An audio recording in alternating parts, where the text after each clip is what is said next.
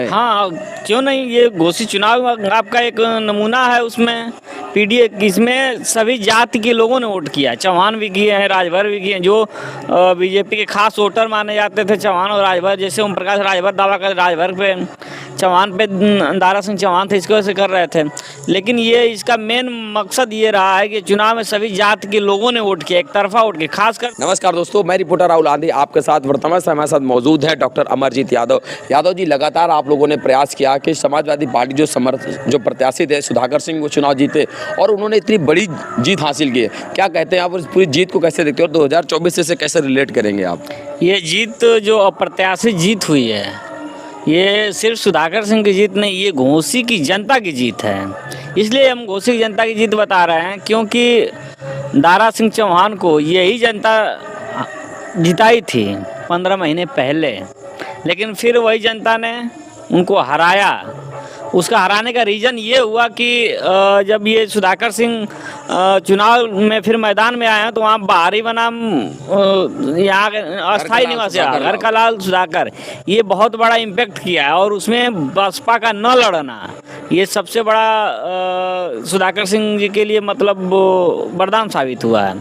अगर बसपा लड़ती तो बसपा के जो कोर वोटर हैं वो चले जाते, जिसकी वजह से ये चुनाव बहुत विषम परिस्थितियों में तो आप कहना ये चाह रहे हैं जो अखिलेश यादव लगातार एक बात कहते हैं पीडीए यानी पिछड़ा दलित और अल्पसंख्यक, वो उसका जमीन में भी उसका असर दिखना शुरू हो गया है। हाँ, क्यों नहीं, ये घोषित चुनाव आपका एक नमूना है। उसमें पीडीए इसमें सभी जाति के लोगों ने वोट किया। चौहान भी किए हैं, राजभर भी किए हैं। जो बीजेपी के खास वोटर माने जाते थे चौहान और राजभर, जैसे ओम प्रकाश राजभर दावा कर राजभर पे, चौहान पे दारा सिंह चौहान थे, इसकी वजह से कर रहे थे।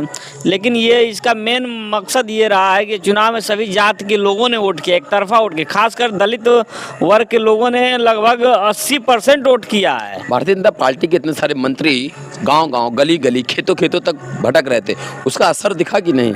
नहीं, कोई असर नहीं किया। अगर असर दिखा होता तो इतनी बड़ी अप्रत्याशित जीत होती, इतनी बड़े पैमाने पे जीत हुई। क्या लगता है आपको कि आपने 2024 की जो जमीन की बात चली थी, जिसे सेमीफाइनल के रूप में से देख रहे थे, तो आप वो सेमीफाइनल मैच जीत गए हैं, तो क्या लगता है आप 2024 में भी इसी प्रकार से आप पूरा काम कर पाएंगे? आपके साथ जो जनमत जुड़ा है आगे भी जुड़ा रहेगा? नहीं, निश्चित तौर पे हम ये 2024 का ये मतलब सेमीफाइनल है, और निश्चित तौर पे अगर इसी तरीके से पूरे कार्यकर्ता लगे रहे और मेहनत करते रहे तो कंफर्म है कि मतलब 2024 में इससे बेहतरीन तौर तरीके से जीत होगी। क्यों जीत होगी, उसका रीज़न है। रीज़न ये है कि जो 24 का इलेक्शन होगा उस वाले में जो ये इंडिया गठबंधन है, इंडिया गठबंधन से बहुत बड़ा मतलब ये पावरफुल होगा, क्योंकि उसका एक लिटमस टेस्ट हो गया है यहाँ घोसी विधानसभा का उपचुनाव जो है। तो हमारे साथ और जुड़े हुए एक मेहमान हैं चंद्रमा उर्फ चनमन चाचा।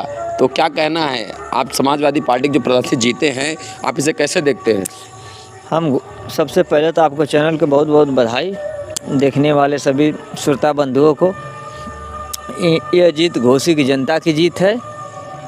आप नेता मानते हैं क्या अपने आप को?